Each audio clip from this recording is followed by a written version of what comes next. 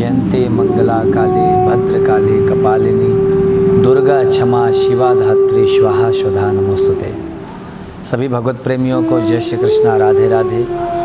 नवरात्रि के पावन पर्व की बहुत बहुत मंगलमय शुभकामनाएं। जैसा कि आप सभी जानते हैं, नवरात्रि के पावन पर्व प्रारंभ हो चुके हैं और यह 9 दिन जगत जननी जगदम्बा के बड़े ही दिव्य माने गए हैं। इस समय हम जो भगवती की आराधना करते हैं, माँ भगवती हम पर बहुत जल्दी कृपा करती हैं। सभी भक्तगण, श्रोतागण, वैष्णवगण 9 दिनों तक कोई माँ को प्रसन्न करने के लिए अखंड दीपक इत्यादि जलाते हैं, तो कई लोग अपने घर में चंडी पाठ, दुर्गा सप्तशती इत्यादि का पाठ करते हैं, जवारे इत्यादि बोते हैं, अनेकानेक तरीके से माँ भगवती को रिझाते हैं। कोरोना वायरस की इस आपदा के समय हम सभी माँ भगवती को रिझाएंगे ही, साथ में स्वास्थ्य का भी विशेष ध्यान देंगे और माँ भगवती से यही प्रार्थना करेंगे कि हम सब पर अपनी कृपा बनाए रखें, सभी स्वस्थ रहें, दीर्घायु रहें, चिरंजीवी रहें। मेरा आप सबके बीच में आने का कुछ उद्देश्य कारण था, इसी वजह से मैं आप सबके बीच में उपस्थित हुआ हूँ। हम 9 दिन तक माँ की पूजा करेंगे, अर्चन बंदन करेंगे, लेकिन इन 9 दिनों में ऐसा क्या है जो हमें नहीं करना चाहिए, इस विषय को हम जानेंगे आज।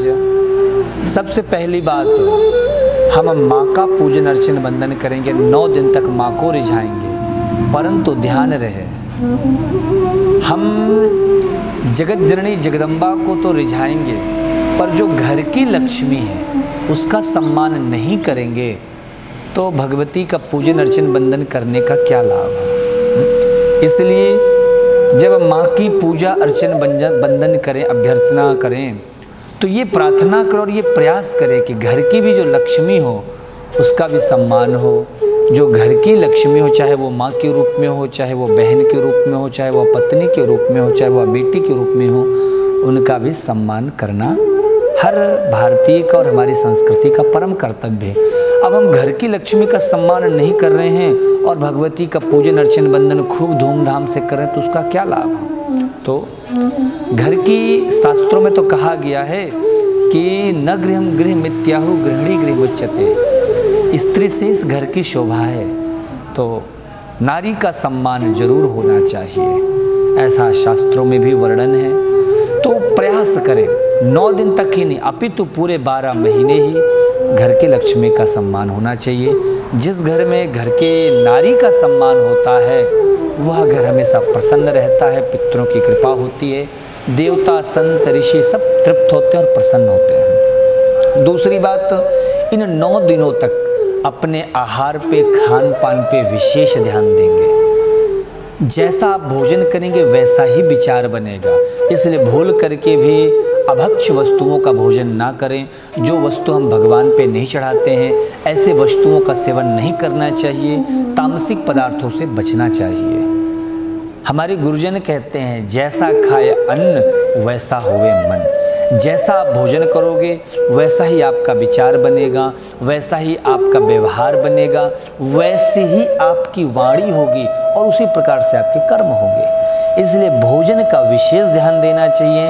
माँ भगवती के चरणों में हम जो अर्पित कर सकते हैं, उन्हीं वस्तुओं का ही सेवन प्रत्येक मनुष्य को करना चाहिए। ये मानव मात्र का कर्तव्य है, इसीलिए अन्न का बहुत बड़ा महत्व है, इसलिए भोजन का विशेष ध्यान दें। तीसरी बात, इन 9 दिनों तक विशेष रूप से माँ भगवती का भजन, कीर्तन, सत्संग इत्यादि खूब आनंद के साथ करें। इन सब बातों का आप सभी विशेष ध्यान रखेंगे।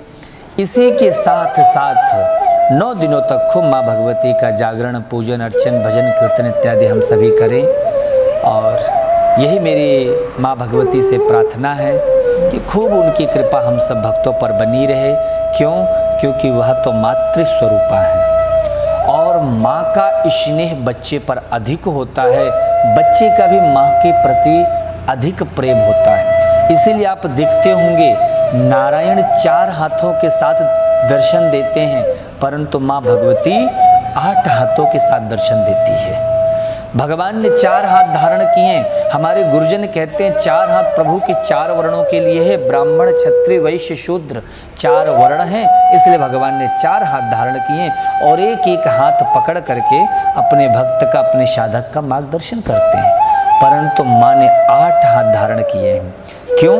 क्योंकि पिता जब पुत्र को संभालता है तो वह अपनी एक उंगली के सहारे बच्चे को चलाने की कोशिश करता है, राह दिखाता है, परंतु माँ जब बच्चे को संभालती है तो दोनों हाथों से पकड़ती है और दोनों हाथों से वो पकड़ करके अपना लाड़ दुलार, स्नेह, प्रेम प्यार बरसाती है और मार्ग दिखाती है। तो माँ का स्वभाव ही बड़ा कोमल और ममतामयी होता है। इन 9 दिनों में हम सभी खूब आनंद के साथ माँ का स्तवन करें, अर्चन वंदन करें, प्रयास करें हमारी वजह से कोई भी त्रुटियां या गलतियां ना हो। प्रयास करें और प्रार्थना करें इस कोरोना वायरस की ये जो महामारी है यह भी जल्द नष्ट हो, समाप्त हो। घर घर में फिर धूमधाम के साथ, हर जगह उत्सव के साथ माँ का दिव्य पावन पर्व मनाया जा सके।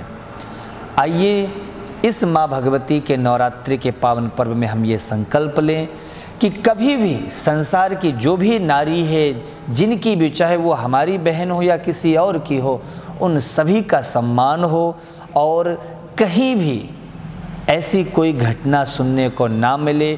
सबको सद्बुद्धि मिले, सबको ये शिक्षा मिले कि संसार की जितनी भी नारियां हैं सब देवी की स्वरूपा हैं, सब जगदम्बा की रूप हैं, सभी उनके ही अंश हैं।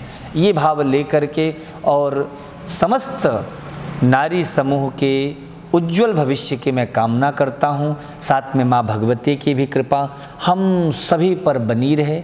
इसी के साथ साथ एक बार फिर से आप सभी भगवत प्रेमियों को नवरात्रि के पावन पर्व की बहुत बहुत मंगलमय शुभकामनाएं।